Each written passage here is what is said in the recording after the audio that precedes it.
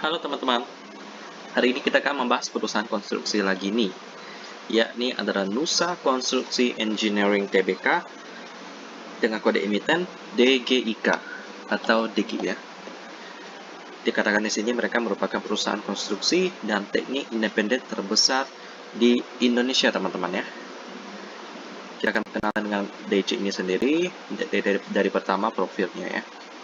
Mereka seperti tadi disebutkan perusahaan kontraktor umum independen non-milik terbesar di Indonesia dengan konstruksi dan rekayasa sebagai bisnis inti, kemampuan konstruksi dan teknik NKE mencangkup pekerjaan sipil dan struktural. Dan mereka sudah membangun sekitar 134 proyek infrastruktur dan lebih dari 170 proyek bangunan teman-teman ya. Kita akan berkenalan dengan beberapa proyek mereka yang sekarang lagi mereka bangun. Ada construction of Chatstone Cikarang, lalu ada yang construction of Jasa Domain Jakarta, construction of Nava Park, construction of Ciputra International Building, construction of Holland Village Jakarta, construction of Embarcadero Suite, construction of Sudema 7.8.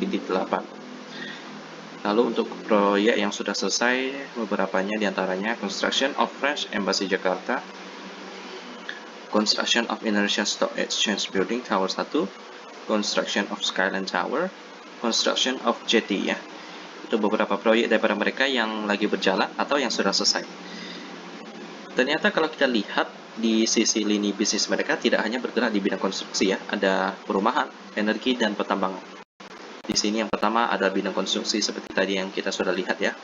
Lalu yang kedua yang menarik ini teman-teman, di sisi energi. Mereka membangun pembangkit listrik tenaga air dan fasilitasnya telah menguntungkan perusahaan untuk memperluas jasa konstruksinya dalam pekerjaan konstruksi yang berhubungan dengan energi ya. Dikatakan di sini bahwa pembangkit listrik tenaga air yang mereka bangun ini merupakan yang terbesar di Indonesia teman-teman ya. Kita lihat di sini Asahan 1 di Sungai Asahan, Danau Toba, Sumatera. Memiliki kapasitas pembangkit listrik 180 MW. Ini adalah fasilitas pembangkit listrik tenaga air terbesar di Indonesia ya. Dan juga mereka memiliki sahamnya sekitar 3,5% melalui anak perusahaannya PT Badra Jaya Sentra Nusa. Lalu pada tahun 2011 mereka membentuk PT Inti Duta Energi sebagai anak perusahaan yang bergerak di bidang sektor energi ya, yang juga berfokus ke bidang air, yaitu tenaga mini hydro. Kalau kita belajar tentang energi, pembangkit listrik tenaga air itu merupakan salah satu pembangkit listrik terefisien ya teman-teman ya. Sampai-sampai mengalahkan pembangkit listrik tenaga surya maupun angin. Ya, saking efektifnya ya. Tetapi tentu saja dengan efektivitas yang tinggi, bukan berarti mereka 100% bersih ya teman-teman. Karena untuk pembangunan bendungan dan juga fasilitas lainnya itu membutuhkan semen yang sangat banyak teman-teman. Kita tahu sendiri bahwa semen itu memiliki bahan baku, salah satunya adalah batu bara, yang juga merupakan sumber daya alam yang kurang sehat ya teman-teman ya. Banyak sekali isu-isu lingkungan yang dihasilkan daripada batu bara. Tentu saja berarti PLTA ini apakah lebih baik daripada energi yang lain? Bisa dikatakan lebih baik lah teman-teman, tapi tetap saja ada kekurangan. Jadi untuk mendapatkan energi yang bersih juga harus banyak pertimbangan ya teman-teman ya. Dan DG ini sendiri bergerak di bidang pembangkit listrik tenaga air. Lalu proyek selanjutnya perumahan. Lalu yang terakhir adalah pertambangan teman-teman ya. Bergerak di bidang konstruksi tentu membuat DG ini memiliki proyek-proyek yang sangat banyak.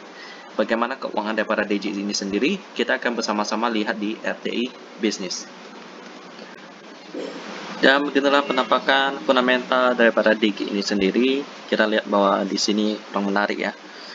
Labanya kurang besar dan juga ada kerugian, dan mereka juga jarang membagikan dividen sejak IPO tahun 2007 ya teman-teman. Kita akan mengecek fundamentalnya di operating profit minus dengan net profit 180 miliar. Oh bukan, 180 miliar atau juta.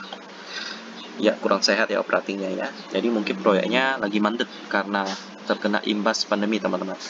Lalu di sisi PL-nya juga cukup mahal, 1.765, mahal sekali ya. Lalu di sisi profitability-nya, operating profit margin minus 18%, which is not very healthy. Lalu di net profit margin 0% ya, juga kurang bagus. Di sisi liquidity-nya, cash ratio-nya 57%. Ya, memang tidak ada yang menarik daripada DG ini sendiri.